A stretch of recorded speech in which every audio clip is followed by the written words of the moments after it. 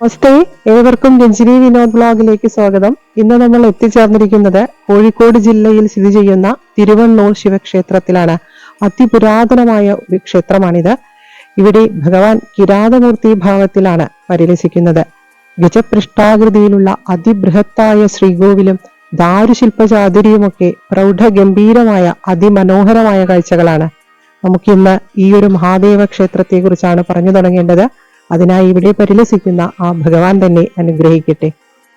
കോഴിക്കോട് നഗരത്തിൽ നിന്നും ഏകദേശം 4 കിലോമീറ്റർ അകലെയായി തിരുവണ്ണൂർ എന്ന ദേശത്ത് തിരുവണ്ണൂർ കോവിലകത്തിന് സമീപത്തായി സ്ഥിതി ചെയ്യുന്ന തിരുവണ്ണൂർ ശിവക്ഷേത്രം പരശുരാമ മഹർഷി പ്രതിഷ്ഠിച്ചതാണ് എന്നാണ് വിശ്വാസം.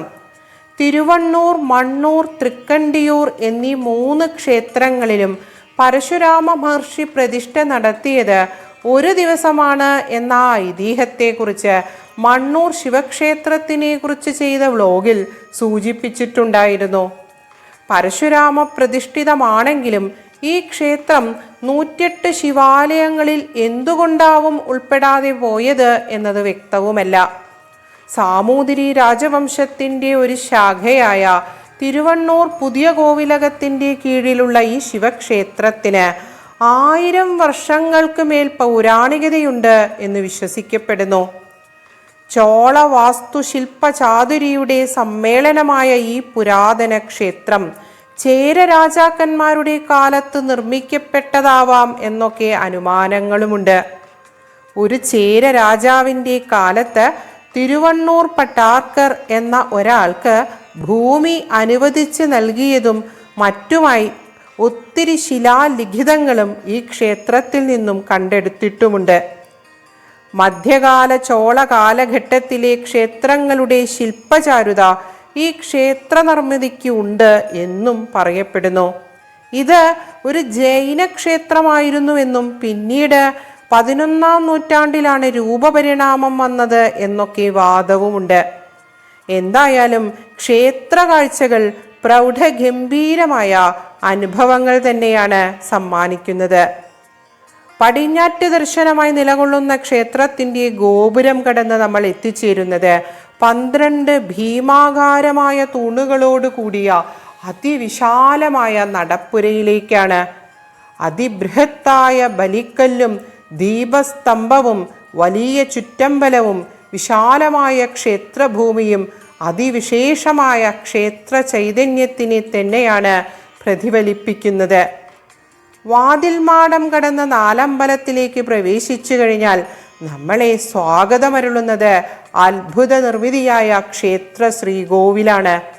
മുഖമണ്ഡപത്തോടുകൂടിയ അതിബൃഹത്തായ ഇരുനില ഗജപൃഷ്ഠ ആകൃതിയിലുള്ള ശ്രീകോവിൽ കാലത്തിനെ അതിജീവിച്ചുകൊണ്ട് ഗതകാല പ്രൗഢിയെ വിളിച്ചോതിക്കൊണ്ട് ഇവിടെ അങ്ങനെ നിലകൊള്ളുന്നു. ഈ വിസ്മയ ശ്രീകോവിലിൽ പടിഞ്ഞാറ്റ് ദർശനമായി ദിവ്യമായ ശിവലിംഗത്തിൽ തിരുവണ്ണൂരപ്പനായി പരിലസിക്കുന്ന കൈലാസനാഥന് മധ്യമ പാണ്ഡവനായ അർജുനന് പാശുപതാസ്ത്രം നൽകി അനുഗ്രഹിക്കുന്ന കിരാതമൂർത്തി ഭാവമാണ് എന്നാണ് വിശ്വാസം.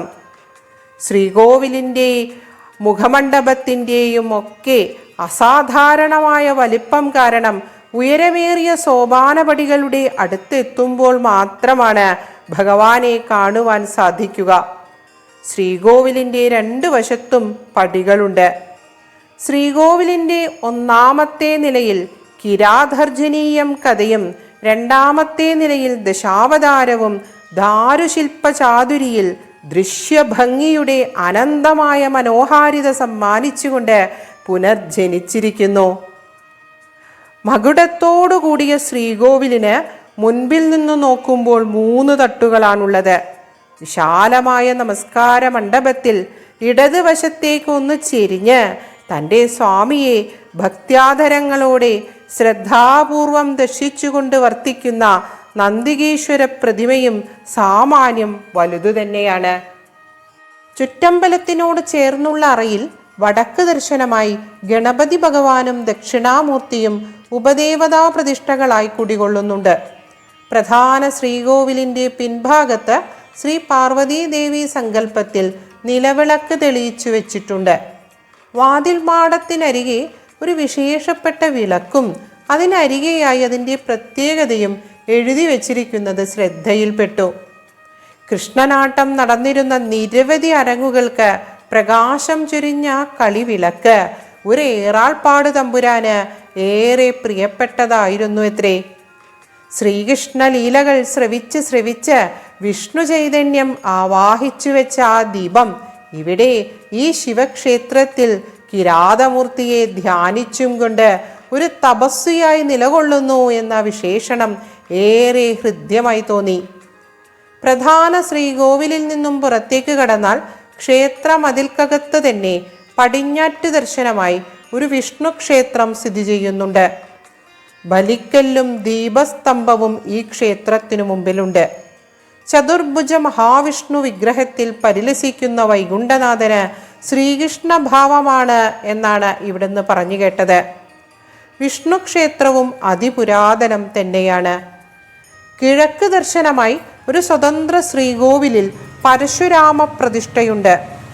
ഇത് ക്ഷേത്രപ്രതിഷ്ഠ നടത്തിയത് പരശുരാമ മഹർഷിയാണ് എന്നതിൻ്റെ ഒരു സൂചനയാണ് നൽകുന്നത്. കിഴക്ക് ദർശനമായ ഒരു ശ്രീകോവിലിൽ ശാസ്താവും ഭഗവതിയും കുടികൊള്ളുന്നുണ്ട്. ത്രിപുരസുന്ദരിയായ ദുർഗാപരമേശ്വരിയായിട്ടാണ് ദേവി ഇവിടെ കുടികൊള്ളുന്നത്. അതിനാൽ തന്നെ ശൈവ വൈഷ്ണവ ശാക്തേയ ചൈതന്യങ്ങളുടെ ഒരു സമന്വയം ഈ പുണ്യഭൂമിക്കുണ്ട് എന്ന് പറയാവുന്നതാണ്. സർപ്പക്കാവും സമാധിയായ ഒരു സ്വാമിയാരുടെ സങ്കല്പസ്ഥാനവും ഈ മതിൽക്കകത്തുണ്ട്. പണ്ട് കാലത്ത് വേദപഠന കേന്ദ്രങ്ങൾ ഈ ക്ഷേത്രത്തിനോടനുബന്ധിച്ചുണ്ടായിരുന്നുവത്രേ. മുറജപവും ഇവിടെ നടന്നിരുന്നതായി പറയപ്പെടുന്നു. പണ്ട് കുറേ മനകൾ ഊരാളസ്ഥാനത്തുണ്ടായിരുന്നുവെന്നും പിന്നീടാണ് കോവിലകമ്പക ക്ഷേത്രമായത് എന്നൊക്കെ വാമൊഴികളുണ്ട്. ഇത്രയും പ്രൗഢഗംഭീരമായ ശ്രീകോവിൽ ആര് എപ്പോൾ നിർമ്മിച്ചു എന്നതിന് വ്യക്തമായ രേഖകൾ ഒന്നും തന്നെ ഇപ്പോൾ ലഭ്യമല്ലാതായിരിക്കുന്നു. വൃക്ഷജാലങ്ങളാൽ സമൃദ്ധമായ ഈ ക്ഷേത്രഭൂമിയിൽ മംഗല്യം കഴിഞ്ഞ ആൽവൃക്ഷങ്ങൾ ഉണ്ടായിരുന്നു എന്ന് പറഞ്ഞു കേട്ടു. തിരുവണ്ണൂർ വാഴും മഹാദേവന്റെ നന്ദികേശ്വരനായി ഒരു കാളക്കുട്ടനെയും ഈ ക്ഷേത്രഭൂമിയിൽ വെച്ച് കണ്ടുമുട്ടി. ഉത്സവങ്ങൾക്ക് വലിയ പ്രാധാന്യമില്ലാത്ത ഈ ക്ഷേത്രത്തിൽ ശിവരാത്രിയും തിരുവാതിരയും വിശേഷാൽ ആചരിക്കപ്പെടുന്നു. മിഥുനത്തിലാണ് പ്രതിഷ്ഠാദിനം. പ്രദോഷം അതിവിശേഷമാണ്. ധാര, ശംഖാഭിഷേകം, ഉമാമഹേശ്വര പൂജ, വാരമിരിക്കൽ, ശ്രീരുദ്രം ധാര എന്നിങ്ങനെ നിരവധി വഴിപാടുകൾ ഇവിടെയുണ്ട്.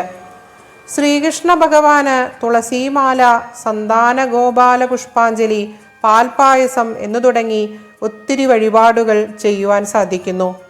ഉപദേവതമാർക്കും വഴിപാടുകൾ ചെയ്യുവാനുള്ള സൗകര്യം ഇവിടെയുണ്ട്. ചുറ്റമ്പലത്തിന് എന്തൊക്കെയോ അറ്റകുറ്റപ്പണികൾ ഇവിടെ നടക്കുന്നതായി മനസ്സിലായി. ദേവതാ വന്ദന ശ്ലോകങ്ങൾ എല്ലായിടത്തും എഴുതി വച്ചിരിക്കുന്നത് വളരെ നല്ല കാര്യമായി തോന്നി.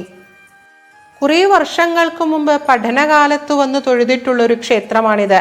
പ്രിയപ്പെട്ട ഗുരുനാഥൻ്റെ ശ്രീമദ് ഭാഗവത സപ്താഹ യജ്ഞം ശ്രവിക്കുവാനായി ഒരാഴ്ച കാലം ഇവിടെ ചെലവഴിച്ച ദിനങ്ങളാണ് ഇപ്പോൾ ഓർമ്മയിലേക്ക് വരുന്നത്. അന്ന് ഈ ക്ഷേത്രത്തിൻ്റെ മഹത്വം മനസ്സിലാക്കുവാനുള്ള പ്രായവും പക്വതയും ഒന്നും ഇല്ലായിരുന്നു എന്നതാണ് സത്യം. പക്ഷേ ശ്രീകൃഷ്ണ ലീലകളുടെ മാധുര്യം, ഗുരുനാഥൻ്റെ മഹത്വമാർന്ന വാഗ്ധോരണിയിൽ ശ്രവിച്ച ആ നല്ല ദിനങ്ങളുടെ ഓർമ്മകൾ മനസ്സിൽ നിറച്ചും കൊണ്ട് ഈ പ്രദക്ഷിണ വീതിയിലൂടെ സഞ്ചരിക്കുമ്പോൾ ഈശ്വരകഥകൾ കേൾക്കുവാൻ എപ്പോഴും എവിടെയും കൂടെ കൊണ്ടുപോകാറുള്ള അച്ഛൻ്റെയും ഈശ്വരൻ മാത്രമാണ് സത്യം എന്ന പരമമായ ജ്ഞാനം പറഞ്ഞു തന്നിട്ടുള്ള ഗുരുനാഥൻ്റെയും മുഖങ്ങളോടൊപ്പം അന്ന് ഇവിടെ വന്നിരുന്ന ആ കാലത്ത് ഏറെ സ്നേഹത്തോടെയും വാത്സല്യത്തോടെയും സ്വീകരിച്ചിരുന്ന, സംസാരിച്ചിരുന്ന തിരുവണ്ണൂർ കോവിലകത്തെ കുറേ തമ്പുരാക്കന്മാരുടെയും തമ്പുരാട്ടിമാരുടെയും വ്യക്തമായ ചിത്രങ്ങൾ കൂടി ഹൃദയത്തിൽ നിറയുന്നുണ്ട് എന്നത് ഒരു യാഥാർത്ഥ്യമാണ്. വ്യക്തിപരമായി അത്രയും അടുപ്പമുള്ള ഈ പുരാതന ക്ഷേത്രത്തിനെ കുറിച്ച് വ്ലോഗ് ചെയ്യുവാനായത് ഈ പറഞ്ഞ എല്ലാവരുടെയും അനുഗ്രഹം ഒന്നുകൊണ്ട് മാത്രമാണ്. തീർച്ചയായും ഈ പുരാതന പൈതൃക ഭൂമി വന്നു കണ്ട് അനുഭവിക്കേണ്ടത് തന്നെയാണ്. ഗതകാല പ്രൗഢിയുടെ സൂചനകൾ ഓരോ അണുവിലും കാത്തു സൂക്ഷിക്കുന്ന ഈ പുണ്യപുരാതന ക്ഷേത്രത്തിലെ ആ വിസ്മയ ശ്രീകോവിലിൽ കൈലാസനാഥൻ കിരാതമൂർത്തിയായി ഭക്തജനങ്ങളെ സംരക്ഷിച്ചുകൊണ്ട് വാണരുളുന്നു. ഭഗവത് ദർശനത്തിൻ്റെ ആ പരമാനന്ദം വാക്കുകളാൽ പറഞ്ഞ് ഫലിപ്പിക്കുക സാധ്യമല്ല തന്നെ. ഇന്ന് ഉച്ചരിച്ച ഓരോ അക്ഷരവും കൈലാസനാഥനായ തിരുവണ്ണൂരപ്പൻ്റെ ഏറെ പ്രിയപ്പെട്ട പൊന്നു തൃപ്പാദങ്ങൾക്ക് അർച്ചനയായി സമർപ്പിക്കുന്നു. നാം ഏവരെയും തിരുവണ്ണൂർ വാഴും ശ്രീ പരമേശ്വരൻ കാത്തു സംരക്ഷിക്കട്ടെ.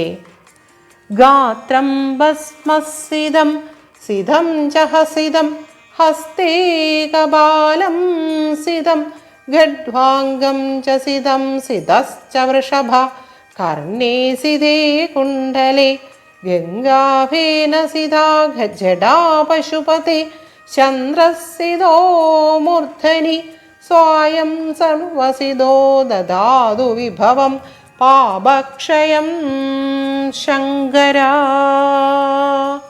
ഏവർക്കും സർവമംഗളങ്ങൾ ആശംസിക്കുന്നു. ഇനി വേറൊരു പുണ്യഭൂമിയിൽ വെച്ച് കണ്ടുമുട്ടും വരേക്കും തൽക്കാലത്തേക്ക് വിട. ഓം നമഃ ശിവായ. നമഃ പാർവതീപതയേ. ഹര ഹര മഹാദേവ.